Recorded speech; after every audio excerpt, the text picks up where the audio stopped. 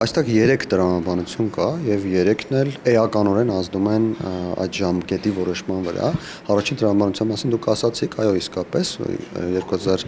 2026 թվականի խորհրդարանական ընտրությունները կարող են ազդեցություն ունենալ ՏՌԻՊ-ի իրականացման վրա։ Առաջին հերթին այն պատճառով, որ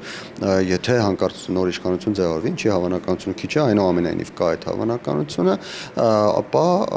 կարող է տրամաբանություն փոխվել։ Առաջին հերթին, եթե ռուսամետները կան իշխանության, մեծ է հավանականությունը, որ նրանք կչեղարկեն այս գործընթացը։ Բայց այստեղ կա նաև նույն տրամաբանության մեջ այլ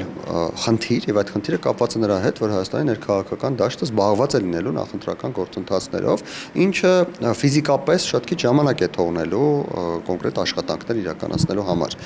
Երկրորդ տրամաբանությունը այն է, սա առաջինն է, որ կապված է նախընտրական ժամանակաշրջանի հետ։ Երկրորդ տրամաբանությունը այն է, որ ինչպես վարչապետը նշեց, անհրաժեշտ է որոշակի իրավական բազա ձևավորել, որից հետո նոր